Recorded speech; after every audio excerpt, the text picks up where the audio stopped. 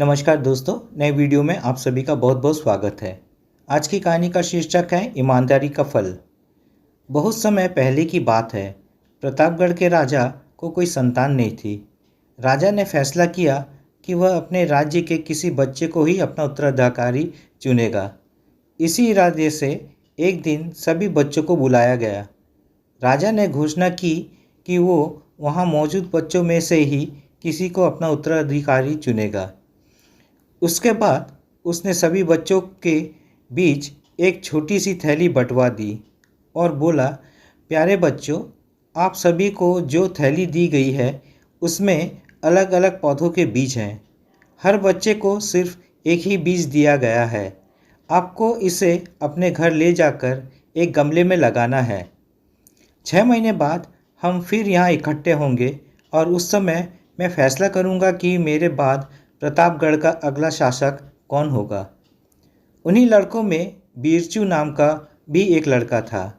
बाकी बच्चों की तरह वो भी बीज लेकर खुशी खुशी अपने घर वापस आ गया।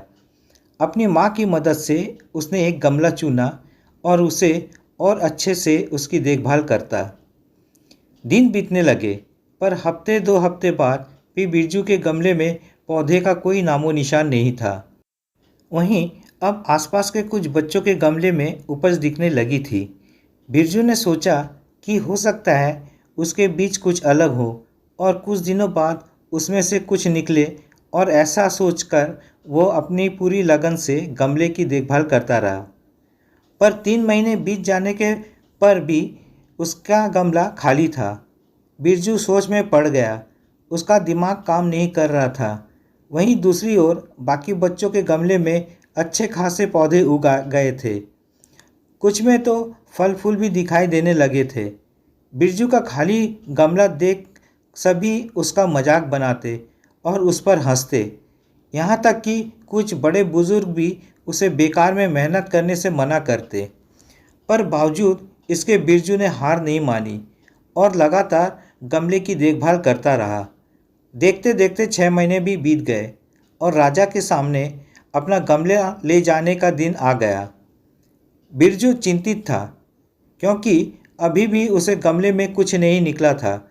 वह मन ही मन सोचने लगा, अगर मैं ऐसे ही राजा के सामने चला गया तो सब लोग मुझ पर कितना हंसेंगे, और कहीं राजा भी मुझसे नाराज़ हो गया और सज़ा दे दी तो किसी को यकीन नहीं होगा कि मैं बीज में रोज़ पानी डालता था।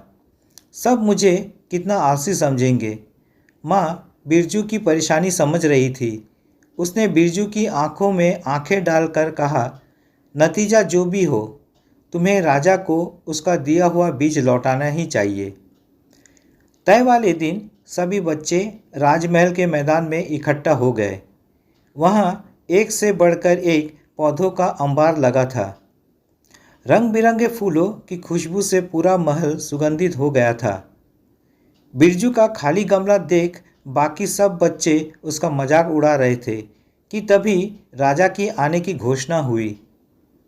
सभी बच्चे शांति से अपनी जगह खड़े हो गए। सबके अंदर बस एक ही प्रश्न चल रहा था कि कौन बनेगा राजा। राजा बच्चों के बीच से होकर आगे बढ़ने लगे।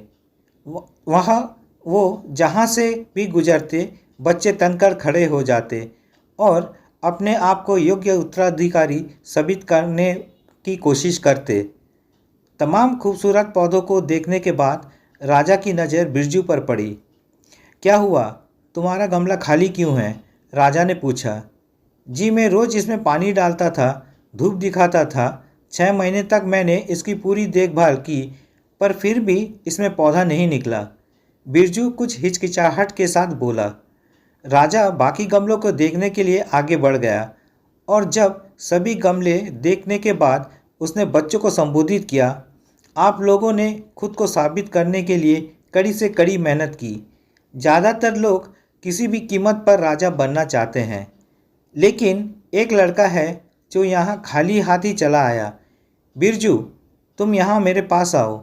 सबके सामने इस तरह बुलाया जाना बिरजू को कुछ अजीब लगा। वो धीरे धीरे आगे बढ़ने लगा। जैसे ही राजा ने उसका गमला उठाकर बाकी बच्चों को दिखाया, सभी हंसने लगे। शांत हो जाइए, राजा ने ऊंची आवाज़ में कहा। 6 महीने पहले मैंने आपको बीज दिए थे और अपने अपने पौधों के साथ आने को कहा था।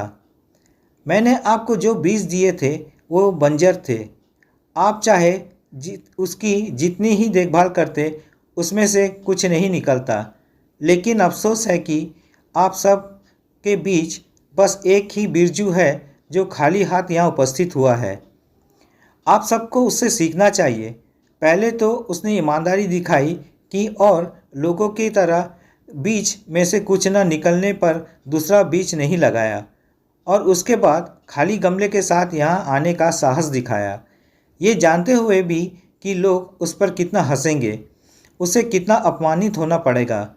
मैं घोषणा करता हूँ कि बिरजू ही प्रतापगढ़ का अगला राजा होगा। यही उसकी ईमानदारी का फल है। तो दोस्तों, ये थी आज की कहानी। अगर कहानी पसंद आए तो कमेंट्स, लाइक और शेयर ज़रूर कीजिएगा, और चैनल में नए हो तो सब्सक्राइब जरूर कीजिएगा। तो मिलते हैं अगले वीडियो में एक नई कहानी के साथ। चैनल में बने रहने के लिए बहुत बहुत धन्यवाद।